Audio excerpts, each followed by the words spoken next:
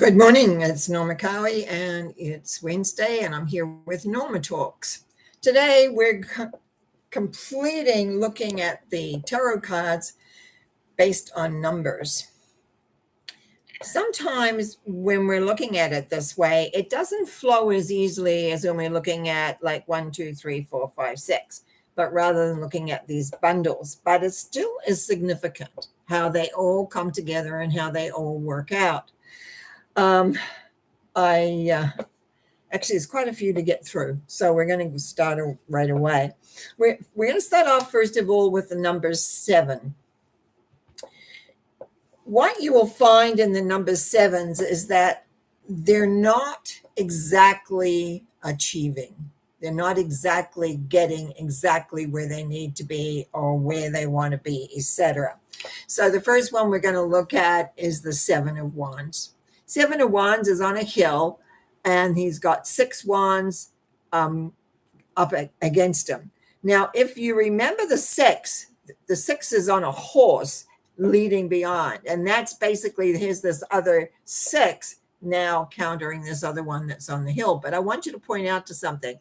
He's got a shoe and a boot on, so he's not very secure. So he has his ideas, he's fighting his ideas, they're not basically what everyone else is thinking, obviously.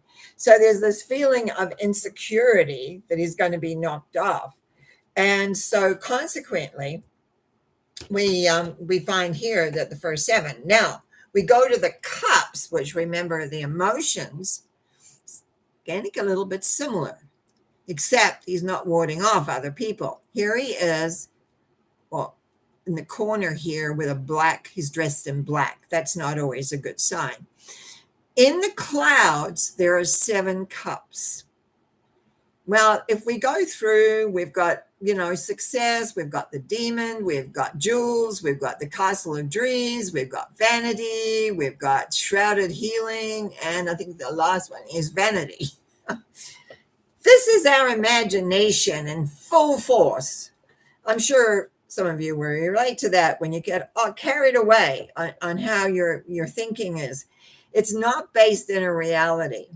And so consequently, it's like setting yourself up for disaster a little bit. So what we have here is another 7, which is not really productive. So that's the second one, the cups. Third one we always look at is the swords, which are the problems and the challenges of life.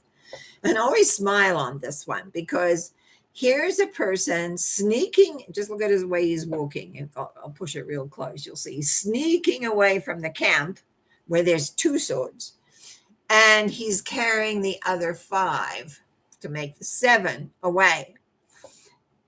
This symbol doesn't come up a lot. It's not a symbol I see a lot in readings at all, but it is still part of our humanity, of what we do and how we create and where we're going and what's coming. So it's again showing the 7s isn't exactly there. We're not quite where we need to be. The last one we always look at is in the suits is the pentacles, which is the material affairs of life. So here's a man leaning on his hoe. I've hoed, so I know how backbending that work is over the years. And he's got 1 pentacle in his feet, and he's sort of got a bushel of the other 6. And he's looking at it, and he's tired, and he's wondering, is he ever going to get there? And that's exactly what this symbol, and again, as I'll hold it a little closer, this is the symbol of feeling that, when are you going to get there? And tiredness, and it's like, oh my goodness, I got more to put up. Or maybe pull them all down or whichever, but he's tired. So again, his feet are well planted though. That's one thing there, but he's leaning on his hoe. Now, what can explain a lot of what's going on here is the higher arcana cards and that have number 7. The first one we're going to look at is the Chariot. Now the Chariot, if we were doing 1, 2, 3, 4, 5, 6, 7, comes to a place where you've learned a certain amount about the laws and the lessons of life, and now you're ready to leave behind the old and to move forward. There is no motion, though. He's ready to move forward. Very much like 7s. the swords of movement, but the rest are pretty well not. Now, what happens here? He's leaving what he's knowing. He's got a star, which is a good sign, on his head. He's got the sort of the black and the white, meaning he's got everything under command in his subconscious and his conscious, etc. And he's ready to go forward, but it doesn't show him going forward. It just says he's ready to leave behind the past. Now, that's what happens a lot in our lives, is that we come to a place where we leave behind the old as we move forward. Now, I had a little bit of a blip as to the next one. I thought I had it all organized. I started quite a bit of time putting everything in the right place. And then I realized I don't have the next top 7. But you've got enough information there about 7s as we move into 8. I'm just looking at this. Hang on just a sec here. That's a 10, 5. That's 5, 15, 16, 17 would be an 8. Yeah, this is an 8. That could be the tower. I'm not sure. I don't think we've done the tower. I'm going to put it in. For some reason, I'm having, what do you call it, a senior moment, where it's like it's not computing, and I've been looking for several minutes. The tower, wherever it is, I don't think I've talked about this anyway. What you have created now, it's much later in the scheme of things. Whatever you've created now has this power coming in. It knocks the crown off. It puts everything asunder. Now, this happens quite often in life. You get laid off. You lose your money through an investment. All of a sudden, if you're renting, you're told you have to move. There's hundreds of things this can happen that create what you've established is disappeared. Now, there's 2 people here, and this is the significance of this symbol. Again, closer. One person has sort of like his crown on his head. He's holding on, but he's falling away from the yards of light. The other person has no crown on his head, and he's embracing, you might say, that the pattern of this symbol all the way back up. This is a significant symbol. It comes up a lot.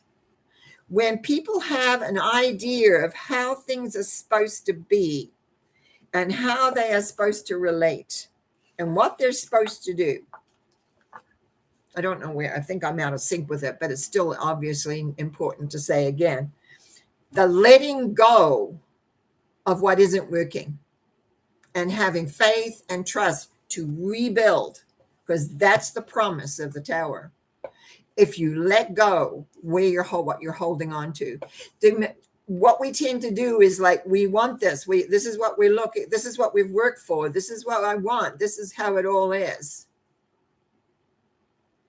And then it's being demolished one way or the other. And in our world, especially at these points of time, what is secure anymore? Everything's changing. Everything's moved. I mean, in the last few years, everything has gone one way or the other. So it has been important to recognize the letting go of expectation and take a look at what you do have to work with. So it's a shift of, I just find so often in the tower comes up a lot in readings, and it's like don't say I'm going to convince people, but to explain to people that the need to let go. Now, I've had to let go of many things in my life, so I understand that. And I learned that through the tower. I learned it, that if I didn't let go and adjust my expectations, work on what I could do and where I could go, then I'd be stuck and it would get worse. Because when I was younger, that's what I did. I mean, I wanted it this way, and that's how it should be, no matter what.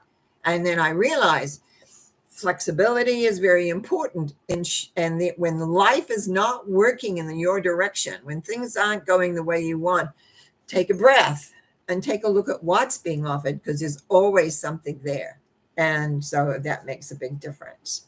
So I'm going to finish the 7s there. And so 7s, as you see, because to me, the 7 is very internal. And so it's how you are inside yourself. It's not about what everyone else is saying. It's about what you're saying to yourself about you and your life and where you're going. So now we move to number 8. 8 is a power number. If you think of 8, it's got two bubbles together that form the 8. So it's like putting things together. So the first thing in the wands, which we always look at the thought, because the thought always comes first. New ideas coming into land. It's not landed yet, but there's a castle of dreams across the river of life. This is very similar to the Ace of Wands, sort of showing, but it's a little different because there's a distance and it's time. The time is not right here yet. It's coming.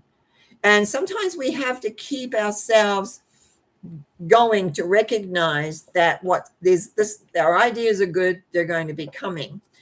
Now, the cups are the emotions, and what we see here in the 8 of Cups is he's turning away from everything. Every little thing. I'm just going to check something. Yes. He's got 5 on one side and 3 on the other. And if you went back and looked at the 3 of Cups and the 5 of Cups, one is the sadness and one is the joy. So he's turning his back on that, but he's strong. He's dressed in red, which is power and energy. He's got a staff, and in the Hermit that he has a staff. And he's going off into the unknown. And now up in the sky there is a moon and a sun behind it. Oops, coming out. Now, there are times we have to let go and move away from what we've established. I don't know how many of you may have had to do that. I've had to do that a couple of times. And it's like having that faith that even though it might be dark right now, you can move forward. Because the power of the 8 is that there is strength. And the strength comes if you have a belief system. If you have strength and a belief that there is a power that works with you, that supports you, that cares about you. That's why this man in this picture of this is very broad-shouldered and very large, in the sense of big. His legs are sturdy. He's got a staff to help him climb through the mountains. Life isn't always going to be smooth and easy and exactly the way that you want it to be. Now, when we look at the 8 of Swords, it's, in some ways people look at that when that symbol comes up for them, they get really sad and upset about it, but it's just telling a condition. The condition is here. We've got a lady who's attached to a stake, wrapped up, blindfolded. Now, I'm going to use my other hand. On one side, that's on this side, she has 3, which is the heartbreak from the 3 of Swords. And on this side, the other side, hang on, where am I? I'm here, is 5. And that was the conflict. So, and in front is these little puddles of water, which is the emotion, you might say. But behind, there is a castle of dreams right behind. And so what this is saying, you need to do some movement so that you can turn around and see the castle of dreams right there and move forward.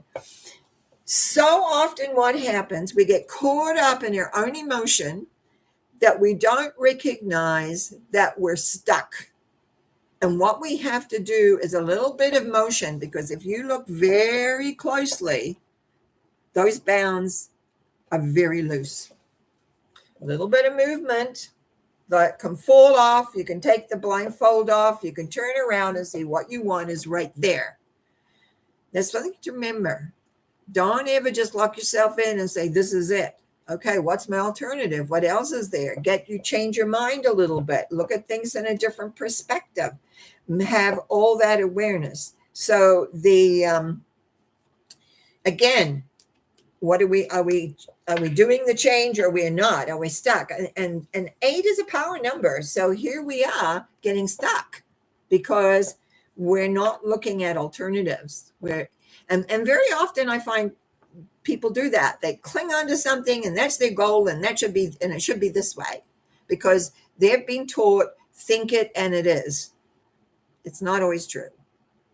Think it and it's possible. Sometimes you got to maneuver around. Sometimes you have to do 2 steps to the side and allow other things to happen. And the one thing the tarot has taught me is be flexible. And I'm not the most flexible person in the world. So it's taught me over time is like I get stuck on my own thing, right? And I was like, oh, hang on, should be this way. And then very often it isn't. It's in a whole different, and you got to change that. You got to be flexible and look. And I believe in asking. So, if you followed Monday's mental mind treatment, you'll say, we put the thought out about what is the solution? What is the answer? And it usually comes, especially if I'm sincere. Now, this is the 8 of Pentacles. Now, remember, Pentacles are your material affairs of life. And look at this workman here. He's got, if I remember rightly, 6. Yeah, I think it's 7. Yeah. It's not like these are bedded in my brain, but 6 pentacles up. So he's a craftsman. He's already got 6 up there. He's working on one, and he's got one down below here that he hasn't put up for people to see yet. This is what we have to do in life, is we have to work away and and just keep working and do what we have to do. I mustn't forget his castle of dreams is in the background. He's achieved. This person has gone through all these things to get where he wanted to go. Why and how is because of the higher arcana cards. Number 8 is the strength card. Now, if we look at the strength card, there's a lady with around her waist is this roses, which is desire, right? I don't think there's lilies there, right? Roses are the desire. And she's got a lion that's tame because its tail is between its legs. So she's tamed the lion. Above her head, and again, significant, the infinity sign showing that she's aspiring above. And I believe there's also, she's got nice flowers in her hair and stuff. She's all quite pretty. And she's aspiring above. She's using the universal the universal love energy, which I talk about a lot. And she's putting this to tame the lion, and the lion is licking her hand. So she's taking on whatever obstacle there is and having it work for her. And I'm just trying to think, was that a big one? No, it's in another symbol. But there's in the background here, there is this little mound there, and that's in another symbol, which is creating quite a bit of an issue. So the issue is leaving. And the other one, and I love this one, and it comes up quite often on Monday nights, the star. The star is where we begin to exercise and become all we can be. So I think we're right here. I think I'm in the right number. Well, I know where my brain is this morning. So, naked lady, kneeling on the ground, but a foot on the pool of water. It's the emotionality. One thing the tarot does go on about is you must have your emotions under command. Whether it's your imagination, whether it's just all over the place emotionally, you cannot achieve with that happening. She has a star, and there's this ring of stars around it. She's got I'm trying to get my lights a little bit on there. Absolute balance in relating to the water and the cups. Now, the cups here are really interesting. One she's pouring back into the pool, and one she's pouring onto the land, and most of that is going back into the pool. This is about balance. Having balance. 10 to 15, 16. I think that's a 7. I think that was the one I was looking for over there. Oh, well, it's all right. Still, it all works because it all intertwines anyway. So it's the achievement when we let go, when we handle, when we talk about giving over to the greater power, our energy. It's not like you give up everything and you don't have a mind and you don't have an understanding. The key is you become in tune with your own vibration and where you're heading and where you're going. So now we go to number 9. Now in the numbers, we go 1 to 9, right? Then 1 is 10, so that's where 10 is. Now in the number 9s is an ending. We're coming to an ending in number 9s. Number 9 in the wands. He's defending his ideas. He's obviously been in a battle. See the little scarf around his head there? He's banged himself up a bit. We've also got three wands on one side. I think it's 3, 5 on the other, and one he's holding. I think that's right. 8, 9. Yeah. So he is defending his ideas, and we do that sometimes, but it's not very productive. If you have to defend your idea, and I'm not talking about discussing your ideas like I do here, because I have different ideas than a lot of people think, if we have to defend them like I'm right no matter what, you're going to stymie yourself for sure. And it's not a good way to go, for sure. When we take a look at the cups, whole different attitude. Here he sits, very jolly, all his cups showing beyond him. It's like this is the wealthy merchant, so to speak. Sitting there, the only thing is he's got his arms folded across his chest. And very often when you do that, you cut energy off, and consequently, it's as though those cups could fall off. That's one thing we have. Now, I just want to point out something. In the 9 of Wands, he's got his arm across his heart.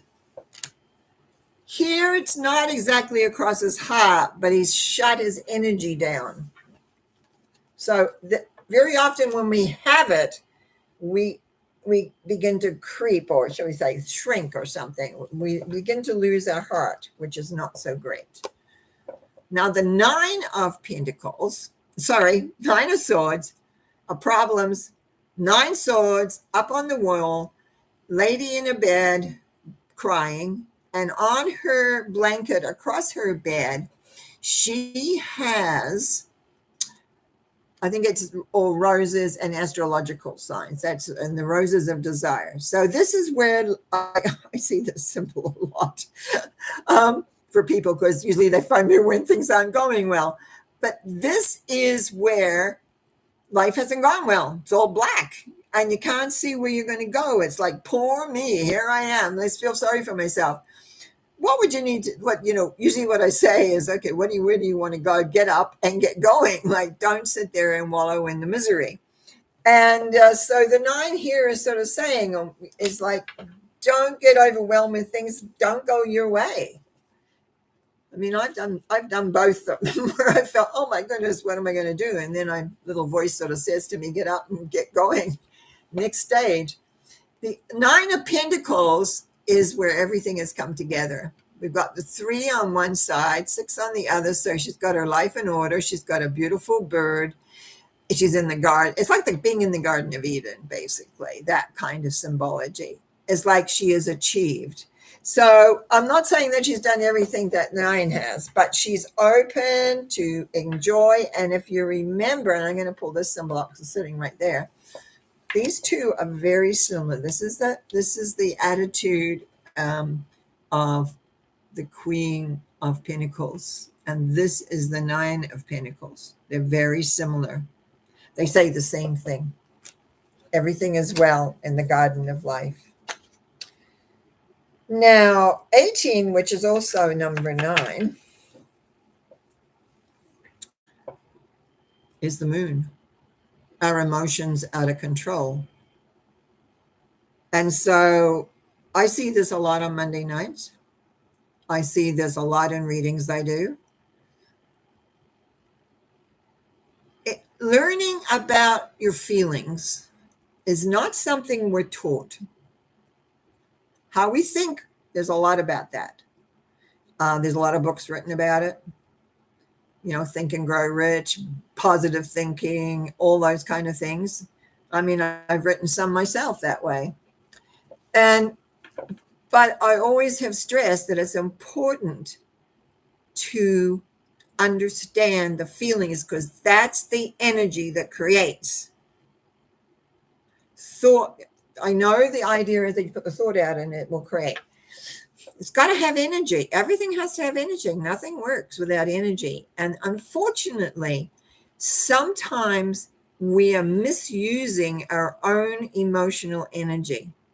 And that's what I think this symbol represents. It's the moon. It's reflective light. It's not getting you exactly where you want to go. So you can see, I don't usually teach it like taking each thing by numbers this way. I usually teach it more what the symbols are saying. But I thought I would do something a little bit different. And so that's what I've done in the last few weeks, mainly because I'd like to do something different and see if it works or not. But that leaves us with one symbol left, and that's the Fool. What does the Fool actually look like? I'm going to put it really close. There he is in his gaily where is it, a costume? It's his outfit, I guess. He holds in his left hand the rose, and we've seen symbology of the rose of desire. He has the staff over his neck, which we found in the Hermit. And behind that and attached to that is what we call those comic bags. Sorry, took a bit to get my tongue around that one. And on his head is the same as the sun symbology, is the red feather with the palm leaves around it. Dressed gaily. Beside him, one little dog. Now, you remember the moon symbol? There was a wolf. Actually, I probably didn't go over as well as I should have, but it was like a wolf and a dog. So the dog, this is the world yapping at him. And guess what? He's going to walk off this side of this mountain. Faith completes things. If you have faith, and the thing is, most of us don't, because we go into our heads and we try and figure it all out in our heads. We don't have faith that if we take a step off that mountain, that it will come strong. What we believe is that we're going to fall to the bottom. And then what would we do? So the Fool is at the very end being zero. But what it does, well, how I have taught this for years, I make a big circle of all the symbols in their suits around. And then what I do is have the students, and if you've got cards at home, you might want to try this on your living room floor. You put it on the ground and then you walk and you stand over each symbol. So you begin to feel that symbol. And then what you realize as when you come to the Fool is you believe. You have spiritually come to believe that no matter what, things work out. Sometimes it gets tough. Sometimes it doesn't feel like it's working out. But when you have a philosophy that says this will work out, you've got to listen. You got to be open. You got to be prepared to let go. You don't get emotion. The emotions can mess things up very fast, but it's the driving force. So what we do is we take that emotional element and have it become a faith element. So the faith begins to be the driving force as we move forward. That's why this has been my tool ever since I was 20 years old. So it's 60 years. It's been an incredible tool, and it keeps teaching me things. I read for myself, perhaps not as much as I need to at times, but I read for others. And I see the patterns of life, and I see what we do so often by getting all caught up in the emotionality of things rather than having a balance. Emotion drives us. This is what I say at the end in the readings when I'm thinking. I say, the mind is like the framework of your house. The emotion is like the boards you put up around the house to make the house. So it's like you have a thought. The thought is there, but the emotions drive the thought. And I don't hear that very often from others. But I find that that's how it works, so that you have a balance between your mind and your emotions. A lot of the energy work I do is I have to bring that back into balance for people, because very often they don't have that balance. Tarot has been my guide, as I said, since I was 20 years old. And it has taken me into a wonderful places in my life, for sure. So I have 3 books on the tarot, and through my website, you can get them. I've got 2 of those books on, and I just send them. I still have quite a lot of supplies on the second book that I wrote, but you can begin very basic book, which was Tarot for Successful Living. The next book, which I have in hard copy, is Exploring the Patterns of the Tarot, very similar to what I've talked about here. And the last one I wrote, I don't even know if I remember, Exploring. No, that's that one. Anyway, I put them all together in a different way. And both the first and the third one have digital. I just mailed them out for you. So please, you can go visit my website and it'll have it all on there. One gets older, one's brain doesn't always function quite as quickly as we would like. Anyway, I want to thank you for watching, and I trust that you've enjoyed these last few weeks as we've worked through to explain a little bit more of the journey. I will probably, at a later date, start doing them back again as the story of the suits, because that's really where the main, you might say, the main energy really relies. But I wanted to do something a little bit different. Okay, I just wanted to mention the people who were Karen B. She says, good morning. Nahindi says, I might have that wrong. Hi, dear. Yvonne also was here. Nahindi says, may you tell me how wanting of my husband about me. Well, no, that happens Monday nights, not here. And nights again, and then Soul Sandoval. I know that name. Hi, new subscriber. Welcome. Yes, for those of you that haven't subscribed yet, please do. That helps keep me here. And Karen B says, enjoying this series. Great. Well, we'll be having another one starting again next Wednesday. I'm just not sure which way I'm going to go yet. Hasn't inspired me at this point. I really want to thank you for watching. I want you to thank you for all those that have done the thumbs up today. I see that. I appreciate that. That helps my channel. And for those for just being subscribing, bless you. Thank you. It is so appreciated. And I want you to have a great week. I want you to be able to take a look at what is going smoothly for you. And I have, because some of people know I've had this thought. I always have a Christmas story that I've written, usually quite long. And I've been working on one. And this morning I said it out loud to myself. I didn't write it, didn't record it. And I've had myself crying. This is right before I'm coming on air. But I liked my little story. So if all goes well, right around Christmas, I'll have my little story ready for you. So you take care, enjoy, be happy, have life work the way you want it. Bless you. Bye now.